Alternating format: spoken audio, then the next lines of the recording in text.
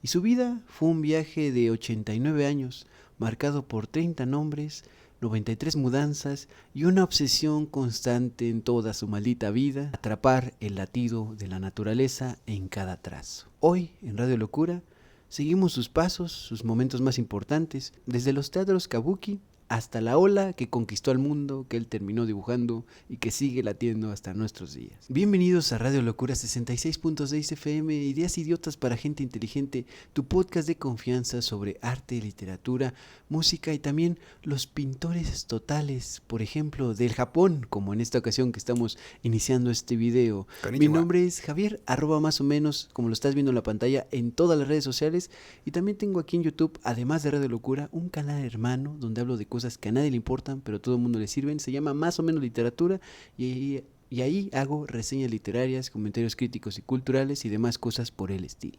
Mi nombre es Alex Siriana, alex.siriana en todas las redes sociales. Vayan ahí a tirarme hate o vayan a tirarme amor y escuchen mi música en las plataformas, pero sobre todo en Bandcamp. Y muchas gracias a Fango Bazar, el patrocinador que convierte nuestros episodios en playeras para que ustedes los consigan. Síganlos en Instagram para cualquier solicitud y puedan portar nuestros episodios directamente en sus pechitos. También únanse a la familia de Patreon, que es un apoyo módico, económico, algo sustancial que nos impide que nos muramos de hambre. El link está en la descripción.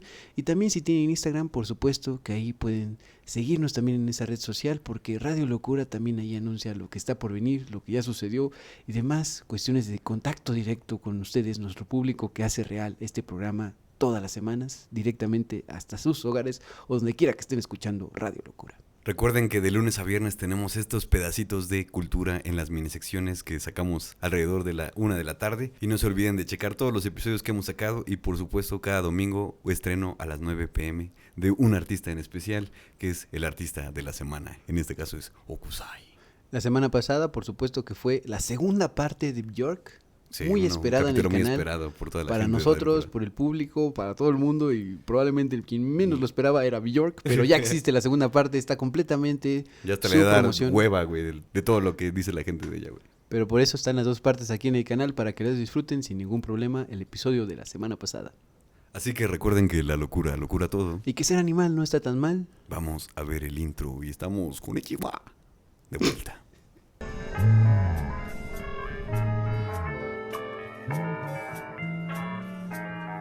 Radio Locura 66.6 en frecuencia moderada. Ideas idiotas para gente inteligente. Adiós.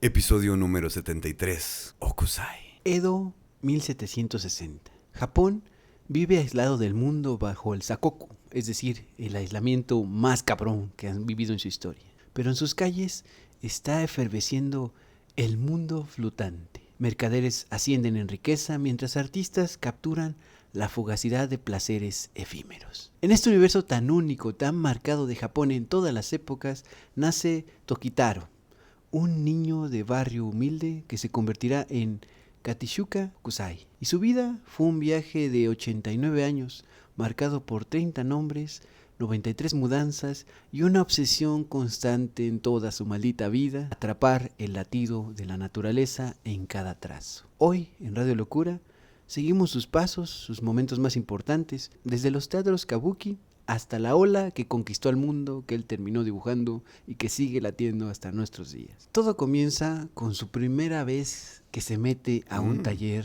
de pintura. El niño del Oxxo. A los 18 años, Tokitaro entra al taller de Katsukawa Sonshu, maestro del Yakushai. Hokusai, antes de ser el artista súper reconocido, toma el nombre de su maestro, le nombra Shonru y aprende el arte de la silografía, que es tallando maderas de cerezo y mezclando pigmentos de índigo y azafrán. En pocas palabras, para que se entienda exactamente qué es la silografía, cualquier persona que ha tenido una moneda mexicana y le han dejado de tarea poner la bandera de México, ha calcado, ¿no? Ha hecho silografía al momento de traspasar el escudo a la libretita con un grafito, ¿no? Con su lapicito, como lo están viendo en la pantalla desde hace un momento. Básicamente eso, de manera muy fina, de manera muy refinada, de manera muy insistente y muy perfeccionada, es el arte de la silografía ya desde esos tiempos en Japón. Pero en cuanto a Hokusai, siendo Sonru, sus primeras obras son carteles precisamente para los teatros kabuki. Por ejemplo, una obra de esas, Ichikawa Danjuru como Soga Goro, es decir, un actor completamente encarnando un personaje. Esta obra de 1779.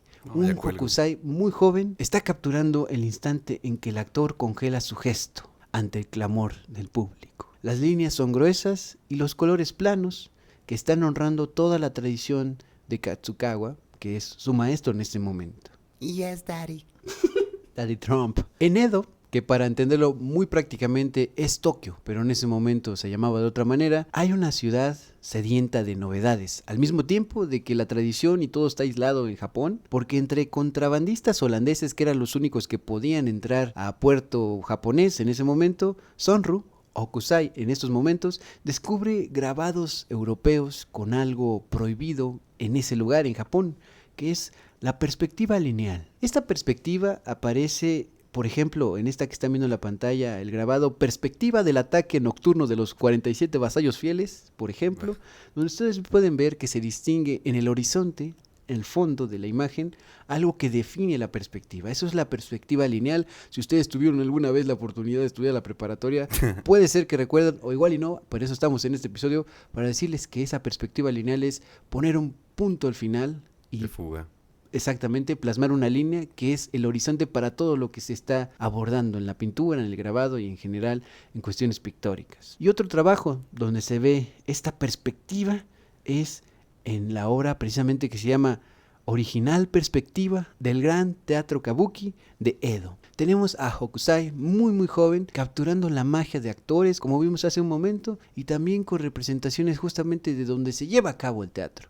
Estas inmersiones en la perspectiva, pero en edificios, seguirá evolucionando, pero tenemos algo que no les gustaba para nada a los japoneses de su generación pasada y en general a los tradicionalistas del momento. Esto de la perspectiva lineal, de marcar un horizonte en tus pinturas, ¿qué te pasa? Nosotros dibujamos en 2 dimensiones. Blancos. No, eso es algo de holandeses, pendejos, franceses y demás. Entonces aquí en Japón no queremos eso. Eso le causa a Hokusai, a este joven Sonru, la expulsión del taller donde estaba trabajando justo después de que muere su maestro Sonshu, que muere en 1793, y entonces Hokusai quema sus obras, metafórica y literalmente las echa atrás y se reinventa, como lo seguirá haciendo durante toda su carrera. El aprendiz de Kabuki entonces en este momento, que estuvo retratando actores, teatros y momentos muy de esta tradición completamente japonesa enmarcada en sí misma, ha muerto. Y llegamos a su segunda digievolución, ¿no? Este avance, nunca mejor dicho, de Hokusai, porque cambia de nombre y aquí las lágrimas de oro caen sobre el papel. Porque aquí se empieza a llamar Sori, y en esta época Shari. queda como un huérfano y como un viudo, porque pierde a su primera esposa, y adopta este nombre que les estoy diciendo que significa cielo azul. Sori es cielo azul en japonés, y el Japón de la era Kansei restringe el lujo, está en contra de esas magnificencias, pero poetas y Como la cortesanos, 4T. poetas y cortesanos encargan en secreto otro tipo de obras que sí retraten cosas hermosas, ¿no? La cuestión del lujo, pero también del lujo en la naturaleza. A esto le llaman sorimono, que son estampas donde el arte y la poesía se funden. Por ejemplo, el más icónico que pudimos representar para este momento en este episodio es el que están viendo en la pantalla. Es un cuadro o un grabado bastante largo, ¿no? Un landscape completamente horizontal, donde, como ustedes están viendo, hay una danza de precisión. Aquí Sori, el segundo sobrenombre de Hokusai, está evocando una obra que se llama Cerezos en la colina Asuka. Los elementos más importantes de la naturaleza en Japón, por supuesto que tienen que ver con los árboles, con la representación del horizonte, pero en este caso acompañado de un poema. El horizonte es el árbol, son los cerezos, ¿no? Están completamente entendidos. La naturaleza, por ejemplo, que está bien clara, aunque nunca hayas visto un cerezo en tu vida. Y también la poesía, aunque probablemente no le pongamos nada de atención en nuestro día a día. Esos momentos de capturar lo sublime que se agota inmediatamente, o lo sublime que a veces no le queremos poner atención, es lo que retrata muchísimo más en Sori, en su época Sori, de cielo azul, por eso se llama así, capturar estos momentos, estos destellos de poesía, al mismo tiempo que hay un arte de representación en el grabado. Hay precisión, hay danza y también hay bastante medición de que esto se tenía que hacer de alguna u otra manera, pues debajo del agua, ¿no? No era lo normal que en general pues traficaran o vendieran estas obras, sino que se hacían así como, te pido aquí como algo así chingón, de unos cerezos, ¿no? Aquí, con unos poemas aquí, Hokusai, ¿no? Bueno, en este caso era Sori, ¿no? Porque es su segundo sobrenombre. En todo caso, esta época fue bastante corta, fue del 95 al 98, 3 añitos, donde el cielo azul era completamente el pintor de Japón. Pero hay que decir también que en esta época ya es viudo y lo que lo mantiene a pie no solo son los cerezos en general de representaciones, sino el arte.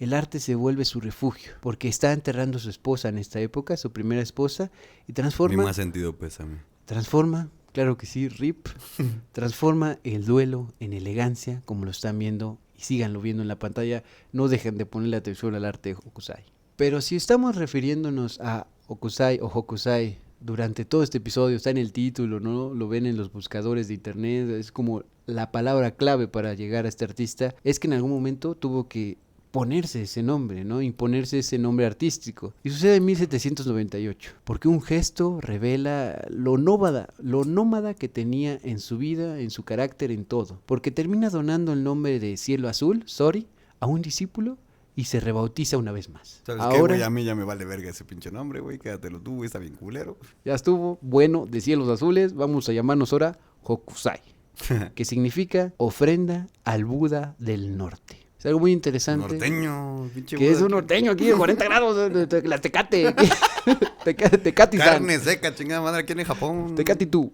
Entonces, bajo este nuevo nombre, que ya es el más conocido de Hokusai, pues es Hokusai, ofrenda al Buda del norte, devora al mundo. Se pone a ilustrar libros eróticos que les llaman shunga, como esta ilustración, donde caben ilustraciones como Doctor la que Shunga. voy a mostrar ahora, que es El sueño de la esposa del pescador de 1814, donde una mujer está yaciendo, ¿no? Está reclinada, recostada, y un pulpo hace cosas que normalmente los pulpos no tenemos tan claro que hicieran, ¿no? Aquí viene la fundamentación de todos los hentais, ¿no? De todas las cuestiones de animaciones y de mangas o cómics muy japoneses que combinan precisamente los pulpos con actos eróticos y sexuales. Es algo muy interesante que la mirada completamente ajena a nosotros, o muy ajena todavía, de lo japonés, nos revela matices de la naturaleza animal y de la naturaleza sexual de las personas y también de los animales. Creo que es algo que nunca vamos a poder agotar, porque para bien o para mal no estamos empapados del Japón ni del momento de Edo con esta cerrazón, ni mucho menos ahorita. Entonces, si ustedes tienen algún conocimiento más basado, ¿no?, de lo que significa esta comunicación animal sexual, puede ser también desde el psicoanálisis, por ejemplo, ¿no?, esas visiones transversales, o si ustedes incluso han visitado Japón o les interesa muchísimo y por lo tanto han hecho su propia investigación, pónganlo en los comentarios, porque estamos verdaderamente ávidos de entender cómo ven ustedes lo animal, lo sexual y las combinaciones de todos esos temas con esta obra que es magnánima, está precisamente bien marcada, que esto es una ensoñación. ¿De quién? De la esposa del pescador. Muy interesante entonces, que tiene todo el sentido del mundo que las alucinaciones, los sueños de las personas que tengan que ver con pulpos sean pescadores o personas allegadas a los pescadores. Recordemos en esto también que Japón es una isla, entonces lo que mantiene mucho de su sustento es sí el arroz, pero por supuesto que sí también los pescados, ¿no? Los mariscos, en ese sentido. Entonces, que se presta a todos los albures del mundo. Ahí está la pintura, el sueño de la esposa del pescador. Pero además de ponerse a ilustrar cuestiones eróticas, animales, ¿no?, sexuales, de humano, naturaleza, caliente. también Chimichanga. hay que decir que su verdadera revolución es que se puso a democratizar para llevar al pueblo todos sus grabados en esto del ukiyo-e. ¿Qué es el ukiyo-e? Son las imágenes, los grabados que retratan cuestiones cotidianas, pero que al mismo tiempo están retratando una decadencia del Japón encerrado en sí mismo. Es el mundo flotante. Ukiyo-e significa imágenes del mundo flotante.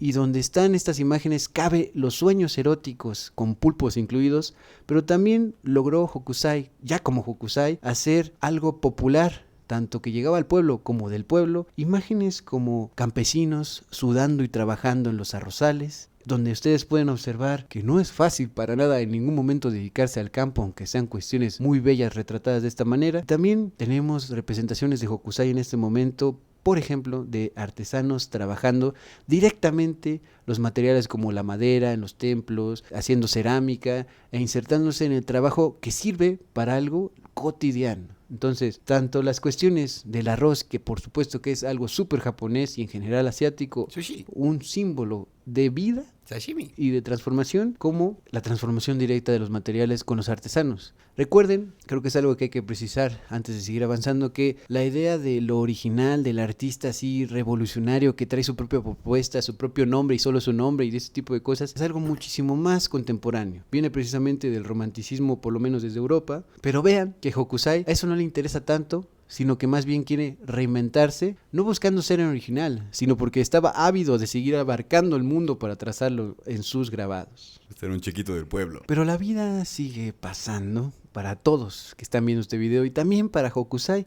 que dejó de llamarse Hokusai. Dijo, ya estuvo bueno de ser una ofrenda para el Buda del Norte, ya no quiero ser Hokusai. Y cumpliendo los 50 añitos de edad, en 1910, tenía fama y sus obras ya siempre tenían el sello de garantía de calidad, pero muy fiel a su estilo de transformación, de seguir reconociendo el mundo y aprendiendo a dibujar todos los días, una vez mejor, otras muchas veces peor, pero él siempre se superaba, se quiso actualizar y dijo, yo me transformo, y le legó el nombre de Como Hokusai. Rosalía, yo me transformo. Le legó el nombre de Hokusai a un alumno suyo, una Ese vez güey. más, repartiendo aquí El títulos, regalanombres. y dio con su cuarto sobrenombre artístico. Taito. Alex Sintek. Y Alex Sintek. El Elton John japonés. Ojalá hubiera sido Alex Sintek, pero fue Taito, un nombre que retomó por la estrella Taikuto de la constelación de la Osa Mayor. Aquí ya no solo estaba hablando del cielo azul, no solo estaba hablando de ofrendas al Buda del norte, sino que dijo, vámonos a las pinches estrellas, el cielo ya no me es suficiente y tampoco los pinches budas. Y a pesar de todo eso, a pesar de estas incursiones, Hokusai siguió sufriendo tragedias. Uno de sus hijos muere dejándole deudas enormes en este momento, en esta época, siendo Taito. Y Hokusai, o más bien Taito, responde en este momento su carrera con uno de los movimientos así, los top 3 mejores del anime. Aquí se ve todo uno de esos. Es más, top 2, porque responde ante la muerte de su hijo con el manga de Hokusai. Manga, para ustedes puede ser muchísimo más reconocible la palabra, ¿no? Se refiere al cómic japonés de toda la vida de nosotros, ¿no? Entendiéndonos muy básicamente. Pero en este momento la palabra manga significaba bocetos. Básicamente publicó su sketchbook, ¿no? Su libro de ensayos artísticos, de ensayos de dibujo. Y son Datazo. 12 volúmenes que publicó en vida. Volúmenes, entendamos que eran más chiquitos. Si ustedes ven directamente para comprarse o conseguir la edición en físico, son 3 porque los aglomeraron mejor y demás. Pero el punto está en que hizo un chingo. Y básicamente hizo 12 y luego 3 más póstumos. Ah, cabrón. 3 más póstumos que se liberaron después de su muerte. Y en todos estos cuadernos de sus bocetos, en este Hokusai manga o manga Hokusai, está atrapando miles de fragmentos del Japón de la época Edo, donde Tokio todavía no se llamaba como tal. Y aquí tenemos, por ejemplo, lo están viendo en la pantalla, son hombres que están nadando, inclusive animales que están recorriendo el río de manera subacuática, y esto también lo capturaba Hokusai. Cuando estábamos hablando de democratizar, no solamente es democratizar a quién llegaba al arte, sino qué se presentaba en el arte. Claro. Y aquí es el momento donde digo que por eso Hokusai, o en este caso el mismísimo Taito, es el pintor total del Japón. Es un personaje que nos retrata así a hombres bañándose, a hombres nadando y también animales, pero también se saca cuestiones como retratar a la fauna completamente marina, ¿no? Que se alcanza a ver en las aguas del Japón. Ahí ustedes pueden ver que no solamente hay como tal peces, sino que también hay rayas o mantarrayas, moluscos, ¿no? Un catálogo de cómo luzco, ¿no? En esto de los animalitos también de las aguas. Creo que el manga Hokusai es inagotable.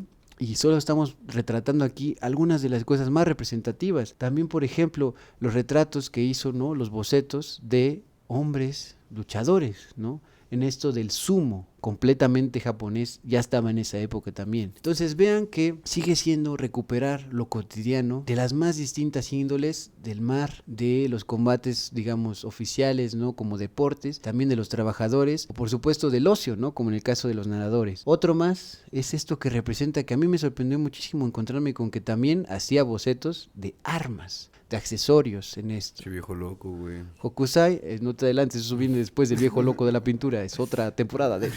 A lo que voy es que en el manga Hokusai, insisto, si ustedes pueden darle un ojo, conseguirse el ejemplar, enviarnos uno de regalo, nosotros estaría perfecto, Por favor. porque es algo inagotable verdaderamente. Retrata todo. Un ejemplo más, esto que están viendo en la pantalla, algo que también me sorprendió mucho por la ironía o la paradoja que es. Él se dedicó a observar personas ciegas para retratarlas. Lo que están viendo ahí en este fragmento del manga Hokusai es las muecas de las personas ciegas vistas por quizás el mejor ¿Alguien que sí ve? el mejor pincel que sí ve en el Japón en esta época. Es algo muy interesantísimo. También si ustedes, pues para empezar, si les gusta el dibujo, son análisis y estudios de la fisionomía desde este estilo, no completamente, digamos, de lo que nosotros llamamos caricatura o en 2 dimensiones, pero que está cuidadísimo y ustedes pueden observar la más mínima arruga, está respetada con un manejo de la línea espectacular de Hokusai. Es el ojo que mejor ve a las personas que no están viendo, y esas personas fueron retratadas inclusive bajo esta realidad de paradoja. Entonces, Hokusai Manga, ¿no? El manga de Hokusai, sí fue su libro de bocetos, sí fue sus publicaciones de, pues estoy analizándolo todo, ¿no? Capturándolo todo con la línea, y ustedes también pueden aprenderlo, porque terminó titulándolo o vendiéndolo, digamos, de esta manera, que es cómo dibujar como Hokusai. Por eso lo sacó. Era así retratar Japón, pero también es, tú también puedes aprender a dibujar. Era como Art Attack. Yo vi en la investigación que estaba viendo, es que es muy cierto, esta mirada de democratizar no solo la mirada o el pincel, sino también compartir el arte, como para los que no están iniciados que comiencen, y los que sí vean que puede haber mucho recorrido en el dibujo, es algo que no creo que pase tan comúnmente en Occidente, mucho menos en esa época. Estamos hablando, insisto, de finales del 1700, principios de 1800, ¿no? Siglo XVIII. Hay excepciones, debe de haber excepciones, pero no es lo común. Y Hokusai, desde este Japón completamente encerrado, pero completamente profundo y flotante con esto de su arte, está tocando cuestiones que no son tan comunes por la época, y en eso Japón se adelantan muchísimas cosas, al igual que China, en todas las artes. Entonces, puedes aprender a dibujar si te compras el Hokusai manga, obsérvalo muy bien y repite las formas que estás viendo y luego supéralas, porque yo confío en ti, chiquito, chiquita, no hay ningún problema, dibujar es para todos. Y llegamos a uno de sus momentos más deliciosos, que es cuando se puso a ilustrar los 100 cuentos de fantasmas en una recopilación de 1831. Son solo 5 etapas las que sobreviven, pero son verdaderas joyas de horror feudal japonés, pero que se extiende a todo el mundo, porque si ustedes ven las ilustraciones ya causa algo extraño, ya te sacas de onda. Pero les voy a ir, digamos, resumiendo la historia detrás de estas 5 postales, de estos 5 grabados, para que se queden antojados de que también, por supuesto, Japón en el horror siempre está trastocando todos los límites. Esta que están viendo en la pantalla se llama, por lo regular, la mansión del plato, ¿no? O en japonés, Shara Shakiji. Durante estas épocas surgió la leyenda que retrataba la desgracia de una criada llamada Ikiku, que accidentalmente rompe un preciado juego de platos coreano, por eso se llama la mansión del plato. Los eventos que pasan después van a variar de acuerdo a las diferentes versiones, porque es una leyenda, pero en una versión su amo la arroja al pozo, mientras que en otra sugiere que ella misma, abrumada por la desesperación, decide pues hacerse la autodesvivisión. Al encontrar este destino dentro de un pozo, se transforma en un yurei. ¿Qué es un yurei? Un fantasma vengativo, básicamente. Otra versión retrata a esta personaje como empleada, ¿no?, de un samurái. Cuando él hace avances no deseados hacia ella, es decir, se le insinúa al maldito acosador y se pierde. Raro en los hombres, ¿eh? Y se enfrenta al rechazo. Raro en Chicharito. Este mismo samurái recurre a un plan engañoso y la acusa falsamente de haber perdido uno de sus valiosos platos, ¿no? Entonces por eso está alrededor del plato. Todo esto se manipula, se hace un desmadre y entonces les dice que si solo se vuelve a su amante la va a perdonar, y entonces ella se vuelve a negar y así termina llevando al samurái a arrojar a Okiku al pozo, en estas 2 versiones. Entonces es un yurei que termina regresando como un fantasma, obligada a contar los platos incesantemente cada noche. Se escucha esa vajilla sonando en esta leyenda. Qué miedo, güey.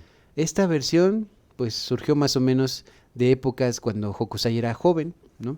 Y durante un periodo en el que Japón sufrió una plaga, digamos específicamente, de un gusano que infestaba los pozos antiguos, lo que terminó llamando así, dato curiosito, dato lobito, que es, este gusano se terminó llamando insecto Okiku, como la misma protagonista de esta historia. Está genial eso. Este grabado que están viendo, claro que también está retratando otra historia diferente que se llama La Hania que ríe, y es algo que fusiona Hokusai de dos criaturas míticas de Japón. La Hania, una anciana que se creía que se transformaba en demonio debido a los celos intensos que sentía, y el Yamamba, un ser maléfico conocido por devorar a niños secuestrados. Esta obra de arte, no este grabado, Algo así como Israel.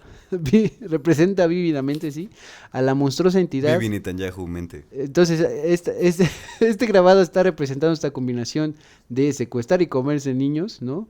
Y al mismo tiempo sentir celos. Así que la criatura en cuestión, esta que están viendo aquí retratada por Hokusai, a menudo pues se combina de nombres y termina siendo básicamente un demonio sonriente. Encarna a una personalidad más o menos parecida a una ogresa, ¿no? En este sentido no es Fiona, es algo peor.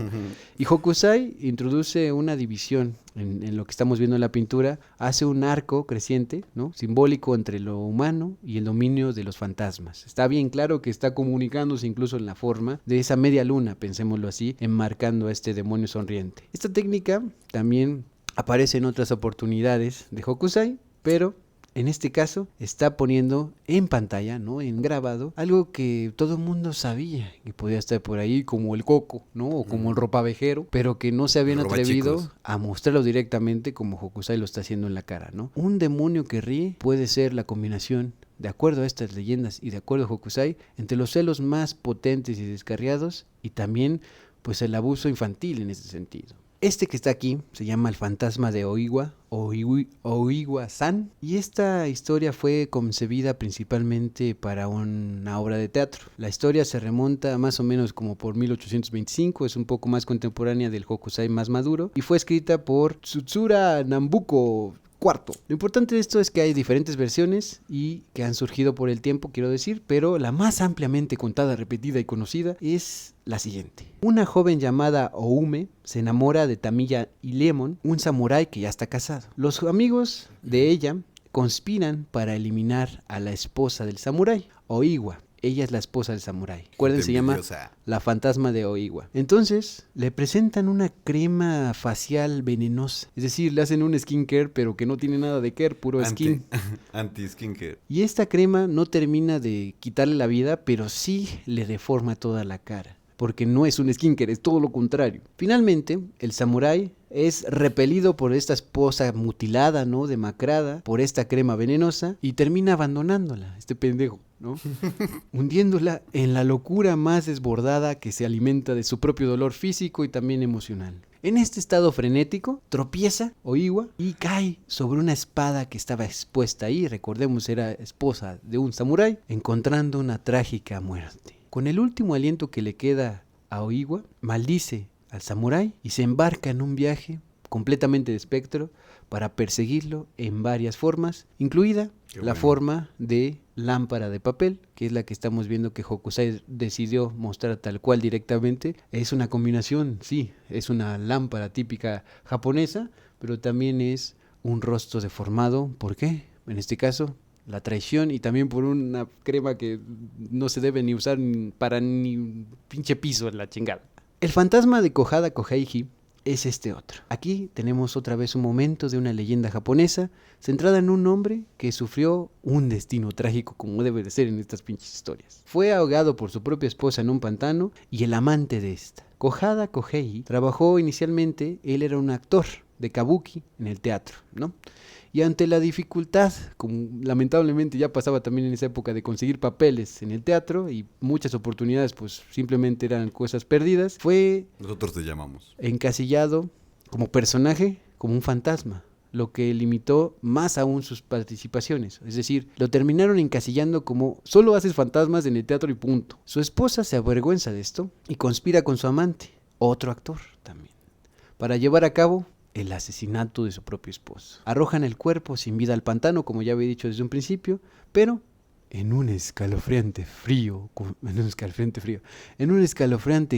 de los acontecimientos de esta leyenda, Kohada, este hombre, regresa del reino de los muertos porque quiere venganza. Aquí estamos viendo a un típico fantasma esquelético, pero que está como convidado de una especie de llama interna de maldita sea, necesito venganza, y está constantemente espiando a la pareja. Yacen juntos en una cama cubierta de un mosquitero. Ha habido más adaptaciones, ¿no? Se han hecho cuentos y representaciones una vez más de teatro, pero aquí quiero que vean que está combinado desde el teatro de la vida, el teatro de la muerte, el teatro de los fantasmas. Es muy interesante también ver la historia que retrata este cuadro de Hokusai, el mismísimo fantasma de Kohada Kohei. Y se parece a Sarah Fingers. Obsesión.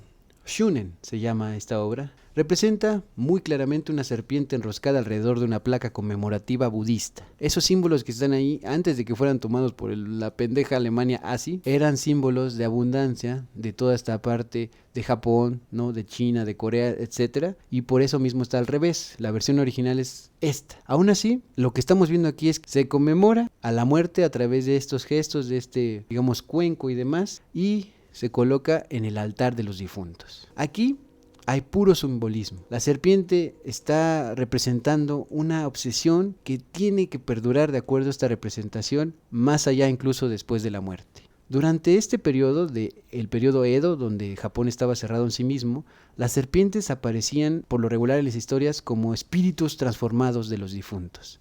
Es un alma que regresa arrastrándose, permanece en la tierra, pero es algo más bien de la inercia, de algo de pasión, en ese sentido, de no saber resignarse. Así, por lo mismo, las serpientes representaban espíritus persistentes de mujeres muertas, consumidas por los celos, el resentimiento o el desprecio. Pero, en este caso, se cree que el espíritu que está retratando de obsesión aquí Hokusai está presagiando esta cuestión de que su arte, su dedicación a su propio arte, va a llegar al fin, va a llegar a la muerte, pero él aún así va a querer seguir pintando y haciendo grabados. Esa es la interpretación de que esa serpiente que estamos viendo ahí es la obsesión de Hokusai. ¿Por qué? Por seguir dibujando más allá de la muerte. Esta placa está marcada por tiempos donde hubo hambruna en ese momento, ¿no?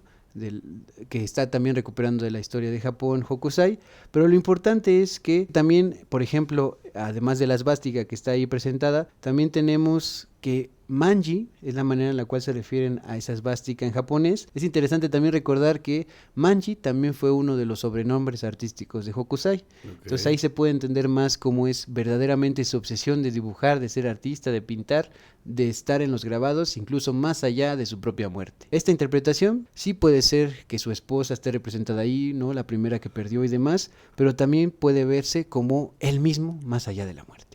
Y esta pintura que están viendo aquí es una representación que no entra dentro de los 100 cuentos de terror que ya hemos dicho que se conservan 5 que acabamos de ver, sino que es previa y es una representación de la casa de los fantasmas o algo así se llama, donde conmemoran un rito, una ceremonia que muy fácilmente podemos entender como te juntas con tus amigos y empiezas a contar historias de terror y lo haces de manera ritual. En este sentido lo que van haciendo es 100 historias y por lo tanto hay 100 velas prendidas. Conforme cuentan una historia y la acaban de contar, las personas reunidas apagan una vela. No mames, qué miedo. Siguen y siguen y siguen y siguen y siguen. Y por último, lógicamente, queda una sola vela. Y antes de apagar esa vela, es cuando todo esto que están viendo retratado ahí, los fantasmas, las apariciones, los yokai y demás manifestaciones, pues ultraterrenales o de ultratumba japonesa, se van a manifestar o ya están al límite de manifestarse en ese tipo de fiestas de escalofríos japonesas. Entonces es muy interesante que yo lo tenía en la mira más o menos porque todo esto era la cultura así encerrada de Japón, pero completamente delineada por Hokusai en esta época, que retrata también cuentos de fantasmas, realidades trastornadas y cosas de celos y desesperaciones, pero también su obsesión por estar pintando más allá de la muerte. Pero hablando de obsesiones, la máxima obsesión de Hokusai es el monte o el volcán Fuji. Para su creencia en el budismo específica que él seguía, esta montaña, el Fuji, guarda el elixir de la inmortalidad de la princesa Kaguya. En este sentido, también se vuelve a cambiar el nombre y es Litsu en este momento. Aquí estamos con un Hokusai que cambia de nombre una vez más, se llama Litsu, tiene 70 años y este Litsu significa uno otra vez, es decir, volver a ser uno otra vez, y aquí se avienta las 36 vistas del monte Fuji. Este que están viendo aquí es el Fuji rojo, donde el volcán parece que sangra, que está como palpitando, que es como un grano que no te puedes sacar, pero ahí está bien incrustado, completamente lleno de sangre y de pus y de realidad, y está junto con un amanecer, por supuesto, las nubes muy representativas, todo contaminado o pintado más bien con pigmento de óxido de hierro, para ser muy específicos. Y también aquí en esta temporada, cuando se llama Litsu, es donde se lanza la cosa más conocida, que incluso hay un pinche emoji que están viendo aquí, que es la gran ola de Kanagawa. Aquí usa el azul muy conocido, pero hay que recordarlo una vez más, el azul de Prusia, que viene de Europa. Antes, el color azul en las pinturas por lo general, no solo de Europa, sino del mundo, era muy difícil de llevar a la realidad, porque conseguir el pigmento azul era así como, no manches, encontraste diamantes, pero en la luna, carnal. Pero en Prusia se puede lograr una síntesis, ¿no? Algo así. Ya no se usa lápiz lazuli, que era lo que se usaba antes, sino que se lleva a cabo el azul de Prusia. Algo europeo que llega a Japón, cuando normalmente terminará pasando a la inversa. En todo caso, la ola es una criatura viva, completamente azul, donde sus garras de espuma siguen esta típica espiral de oro, ¿no? Fibonacci. Están huyendo barcas de pescadores que parecen, por la magnificencia de la ola, simples cáscaras de nuez, y al fondo el Fuji, sereno, observa esta inminente destrucción. ¿De qué? De los humanos, como debe de ser, como no, claro que sí, por supuesto. Aquí estamos retratando también, de acuerdo a Hokusai, el vacío entre la vida y la muerte, le llama el Mu, porque también pueden seguir el recorrido acá, es como un yin y yang y demás cuestiones, aunque el humano, como siempre, no se halla ni en ningún lado y al mismo tiempo está en todas partes. Entonces, ¿somos una plaga? Sí, por supuesto que sí, pero si Hokusai te dibuja, está genial, está estupendo. Y lo más importante es, sí es una ola, pero no fue la única que terminó pintando. Es donde más lo logra, donde más la rompe, ¿no? La gran ola de Hokusai, pero no fue la única ocasión. Por lo menos hay 4 grandes versiones de la ola o de las olas que quiso representar Hokusai. Lo único que quiero recuperar, ustedes pueden pasar el video, ver por supuesto la imagen con mayor definición en todo momento, pero lo que trato de ver es que las olas fueron creciendo junto con él. El detalle, ¿no? De pasar a ser una pequeña ola en la playa cualquiera, allá tocar los riscos, ¿no? Estar insistiendo en levantarse, incluso ya con barcos en ese momento, y una previa a la más conocida, que vemos ahí que como que la ola se rasuró tantito, ¿no? Como que no tiene tanto pelito en ese sentido, o proximidad de olas que muerden en sus crestas, y por último la más conocida, ¿no? Donde ya tenemos claramente también al monte Fuji y toda la potencia de Hokusai para hacer una amenaza que es bellísima, porque el dominio de la línea de Hokusai es algo insobornable y es algo que siempre estuvo perfeccionando, y él sabía incluso, y lo dice varias veces, que ojalá hubiera habido más, porque no había de otra. Él decía, no, yo soy un pendejo, yo he dibujado un chingo, y sí, pero lo único importante que empieza a valer es desde los 70 años, básicamente. Y justo hablando de esto, es un nuevo cambio de nombre de Hokusai. Deja de ser este hombre que se llamaba Litsu una otra vez y se convierte en la recta final de su vida, a los 74 años más o menos, paralizado del brazo izquierdo porque sufrió, se dice por ahí, un accidente cerebral en este sentido que lo deja inhabilitado de un brazo, y también empieza a rozar la pobreza. Se renombra como Gaiko Rohin Manji, es decir, no puedo mover mi mano izquierda, el viejo loco por la pintura. Y aquí vive con su hija, hoy una maestra también del arte de retratar.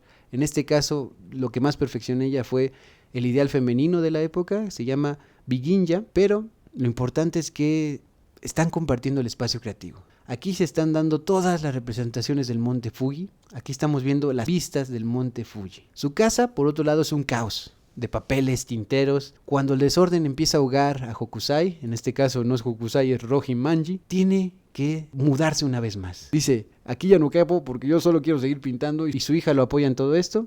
Y como decías, lo hizo 93 veces, ¿no? Se cambió de residencia. Lo volvió a hacer una y otra vez. Y juntos, eso es cierto, hay que decirlo, su hija también podría merecer un espacio muy grande aquí también en Radio Locura, aunque no hay tanta información al respecto.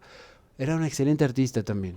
Sí. Continúa completamente el legado de su padre, y juntos arman las 100 vistas del monte Fuji, como ya estoy diciendo, donde aquí, por ejemplo, estamos viendo que en una especie de techo, ¿no? En una coordinación ahí de un astrolabio, estaba el Fuji también ahí abordándose desde un espacio que no esperas. Hay muchísimas más, aquí tenemos otra ola, ¿no? Y está el Fuji al fondo, siguen siendo 100 vistas del monte Fuji en todas estas imágenes que estamos poniendo rápidamente. Aquí lo interesantísimo es, la ola se vuelve pájaros, me recuerda muchísimo a René Magritte, que hace estas transfiguraciones, pero vayan a ver el episodio de René Magritte, está que chingón. pueden observarlo ahí directamente en el episodio de Magritte, pero ya también aquí Hokusai hacía este tipo de transformaciones, ¿no? Mutaciones o metamorfosis, si ustedes quieren más del griego. En todo este sentido, esta es otra vista del Monte Fuji. Aquí tenemos una vez más todas sus olas, ¿no? Y el monte Fuji también como un faro a lo lejos. Una vez más, una de las más bonitas representaciones del Monte Fuji, enmarcada en un ventanal redondo. Tenemos otra más que está... Ese sí es el pico de Orizaba. El pico de Orizaba directamente con un dragón de... El pico de Orizaba. Con un dragón ahí todo jarocho que está intentando subir o amenazar o defenderse del Monte Fuji. También hay estas representaciones de los animales míticos. Todo jarocho. Y este que es bellísimo. No, Aquí ya mira estamos eso. tocando lo más típicamente japonés en el imaginario general, que Hokusai lo ayuda fundamental y sin él no existe, que es el Monte Fuji estando adornado, retratado como con una malla de árboles rosáceos que son también cerezos, representados de una manera también acompañados de cortesanas, de geishas, ¿no? También de trabajadores, se entiende ahí por los abanicos y demás, y el Monte Fuji también como un faro incluso entre cerezos. Creo que todas estas oportunidades son 100 representaciones, es un legado de, a veces, como decía Leonora Carrington, ya pueden verlo en nuestro episodio en el canal de ella, a veces hay que dibujar una manzana más de 100 veces, miles de veces, para que la manzana deje de representar un límite para ti y se transforme en mil y un cosas. Eso le pasó a Hokusai mucho tiempo antes, que es, voy a dedicarme a retratar lo más cotidiano, lo más permanente, lo más alejado, lo más perfecto, el Monte Fuji, que están viendo en estos pequeños grabados que estamos compartiendo, pero ¿qué hay más? Ustedes clávense completamente en Hokusai, nunca se salgan de esos maravillosos de carnal.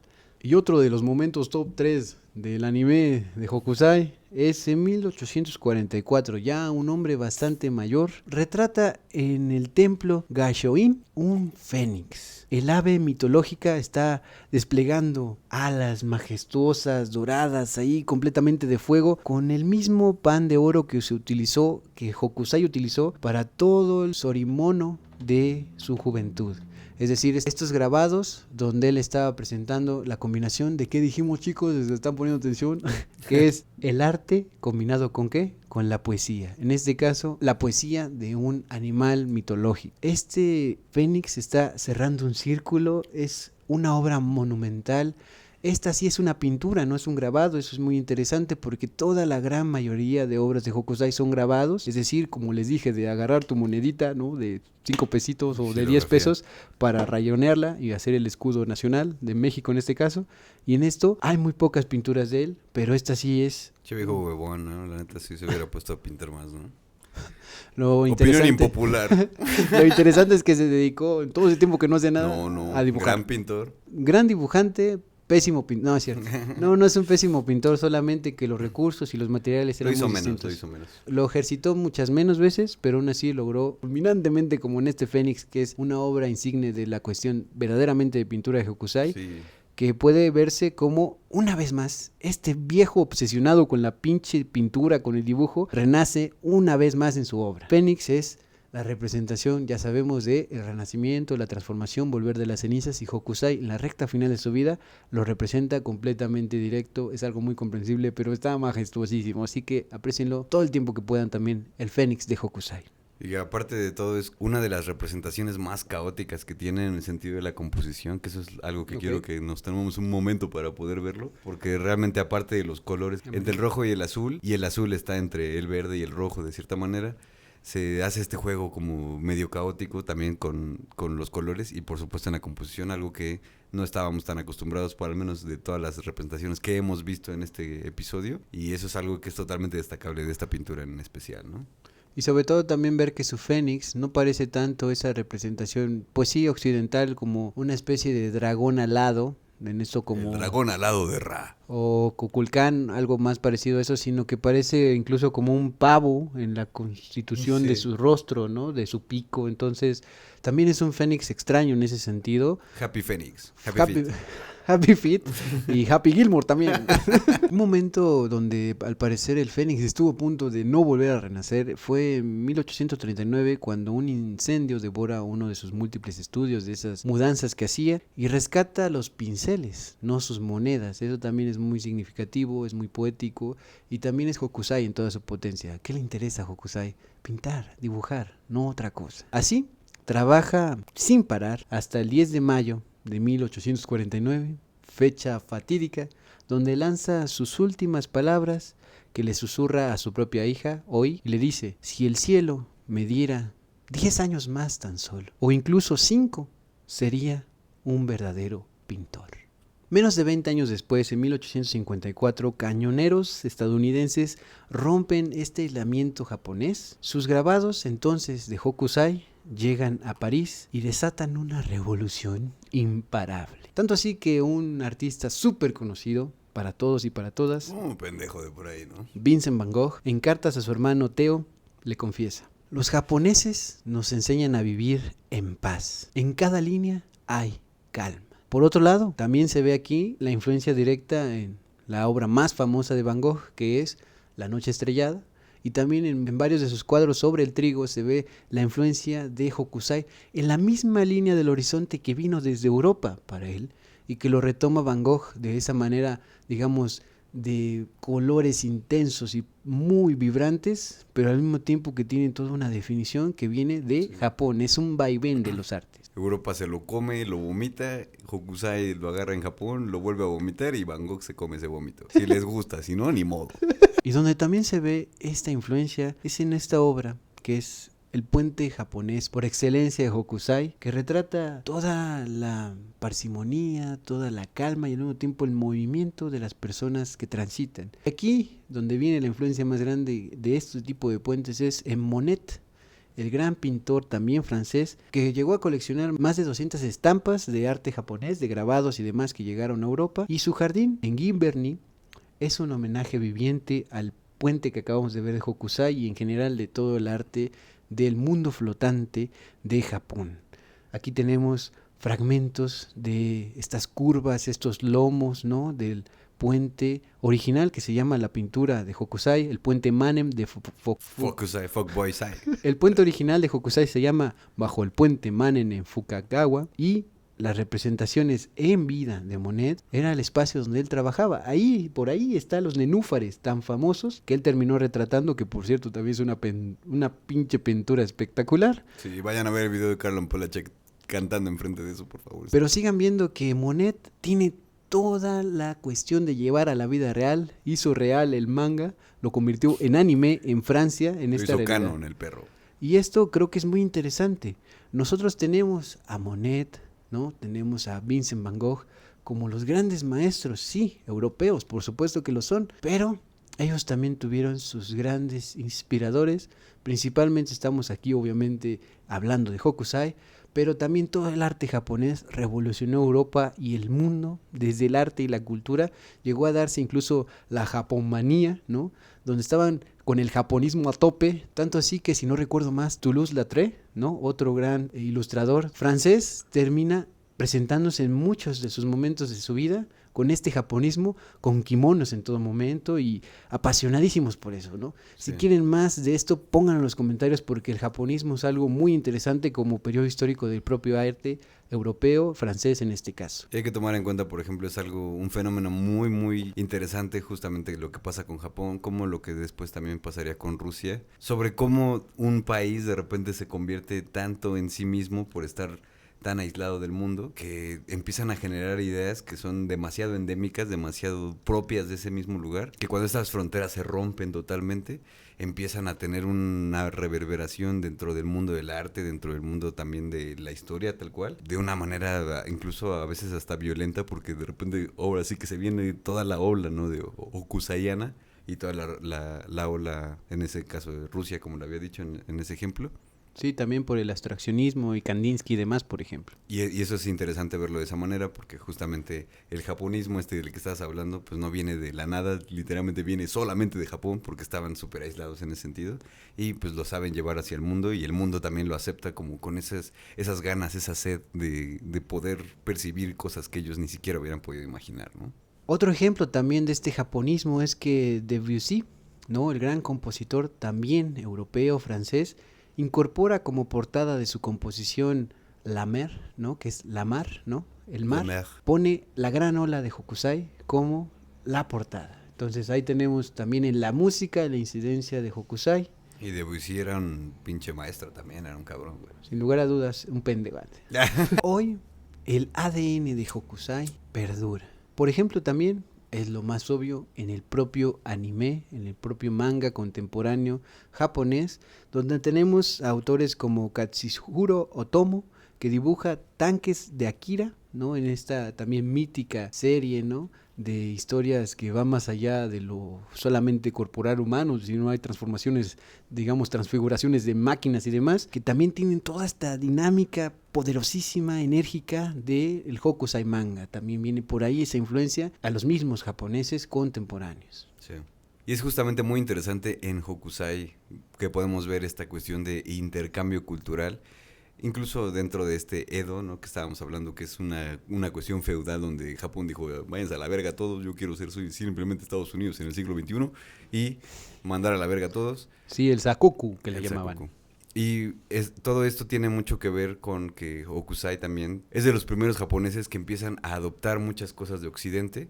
Y eso es no simplemente celebrable por el hecho de que Occidente de que a huevo está viva haciendo, Europa y así, sí, ¿no? sí, sino que simplemente se está nutriendo también de otras fuentes y él termina siendo también un referente para estas mismas fuentes, como ya lo había dicho en esa cuestión mismo vomitiva episodio que yo había dicho de Van Gogh.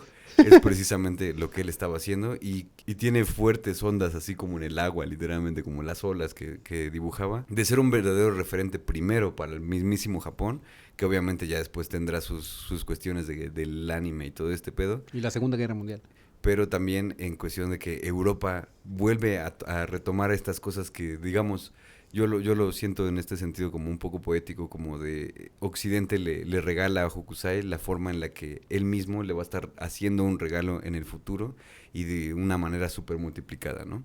Y entonces siento que eso es, lo podemos ver totalmente con este azul de Prusia del cual ya habíamos hablado, ¿no? Que es algo que esa ola tan japonesa, tan hokusaiana que tenemos y que todos podemos de alguna manera identificar, termina siendo también parte de este intercambio cultural porque ese azul no existía en Japón, ¿no? Eso es algo que quiero remarcar muy cabrón porque esa pintura es una verdadera representación de lo que pasa cuando a un carnal le das una herramienta que a lo mejor no hubiera podido acceder en ese momento en el lugar de en su lugar de origen, pero termina teniendo una reverberación a través de la historia, pero cabroncísima. Yo creo que, siendo muy honestos, de Hokusai probablemente muchas personas solamente hayan escuchado o visto acerca de esta pintura tan representativa, ¿no?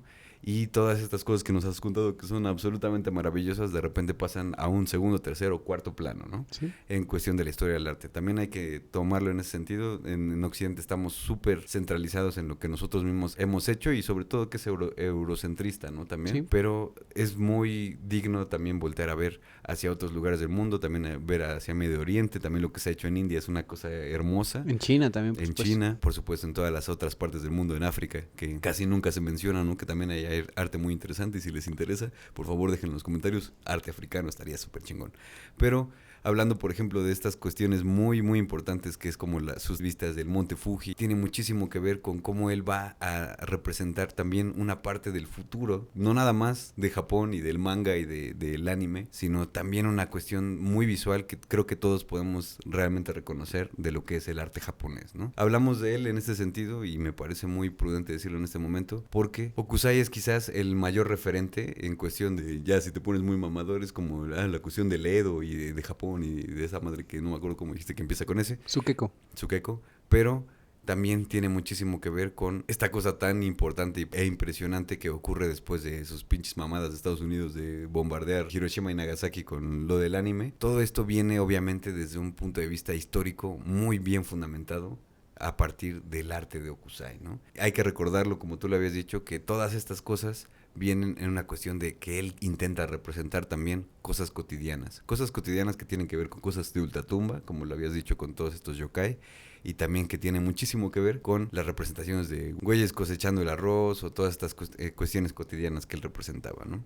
A mí lo que me parece más importante de Hokusai en un sentido como individual, de verlo a él como artista, es el conocer su obsesión de la cual casi no hablamos del todo, pero este cabrón era uno de esos güeyes que así se levantaba en la madrugada, se ponía a pintar absolutamente todo el día, y con todo el día me refiero a que se le hacía de noche otra vez, dibujando todos los días, o los días que pudiera meterle ese pedo, pero eran seguramente al menos 5 o 6 días de la semana, y aún así ese güey sentía, quizás como síndrome del impostor, se le puede llamar de esta manera un poco más contemporánea, pero este cabrón era de...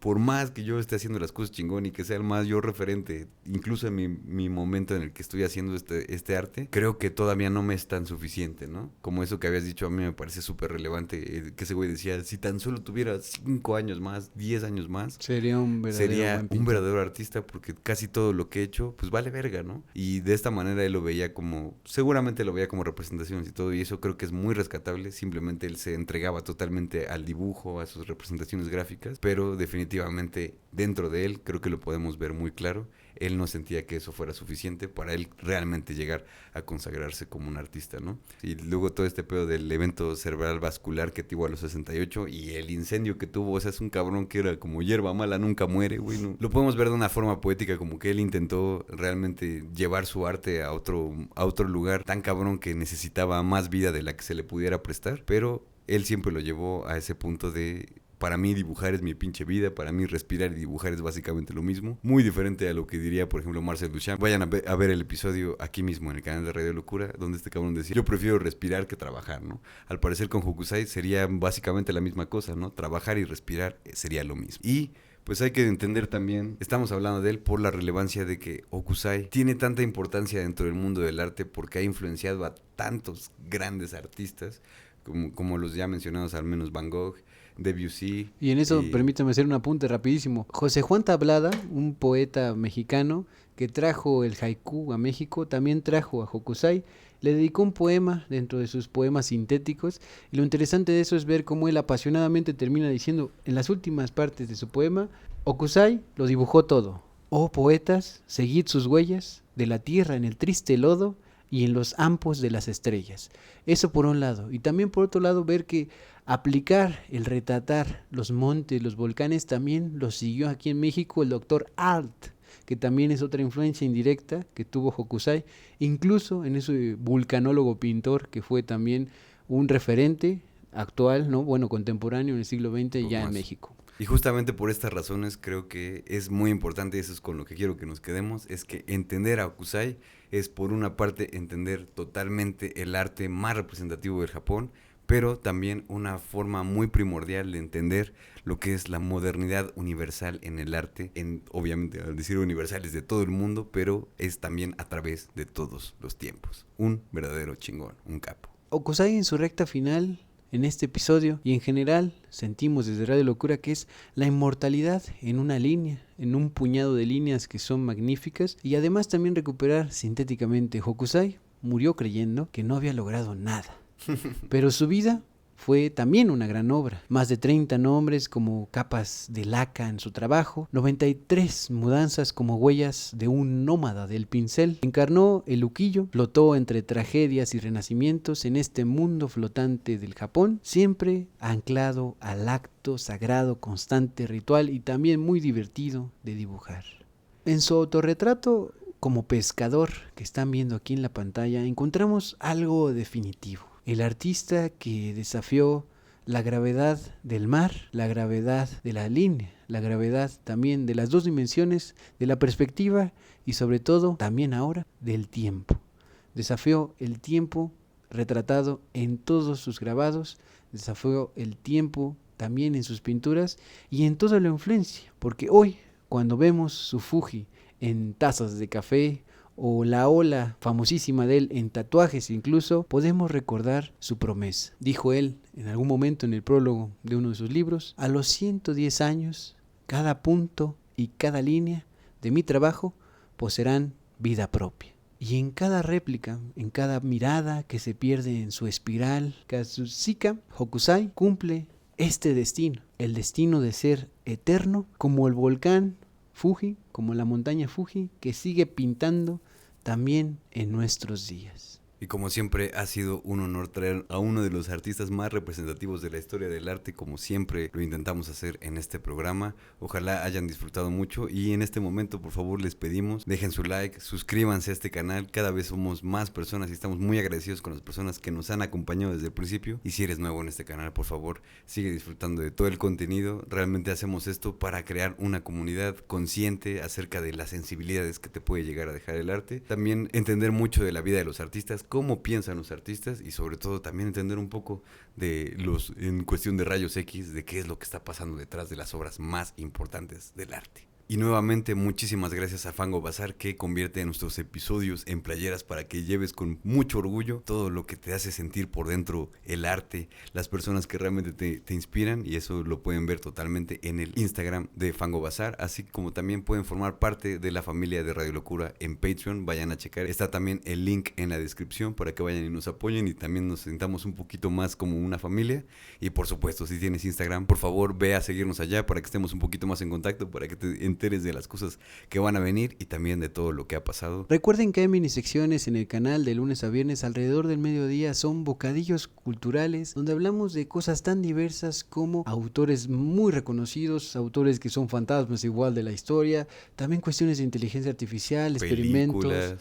todo este tipo de reseñas o comentarios de lo Esto es más Radio Locura, potente. échate un pinche clavado. Dense esa oportunidad en las minisecciones que salen todos los días. No se olviden que nos vemos el próximo domingo a las 9 p.m. porque el anterior domingo se estrenó la segunda parte de Björk, pero el siguiente domingo después de Hokusai, o de Okusai, como quieran decirle, viene otro episodio estelar completamente para ustedes, donde desentrañamos una vez más otro artista, otra manifestación de las potencias que pueda haber en la técnica, el mensaje y el arte.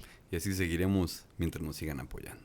Este es el momento donde ponen en los comentarios la frase que es la siguiente, para saber que pusieron atención, que llegaron hasta este momento del video acompañándonos completamente atentos. La frase, dibújame como una de tus olas japonesas Hokusai. O también cualquier duda que tengan, para eso también está el espacio, o también enriquezcan con la oportunidad de lo que ustedes también saben en esa cajita de comentarios. Mi nombre es Javier, @más o menos en todas las redes sociales, también aquí está en la pantalla.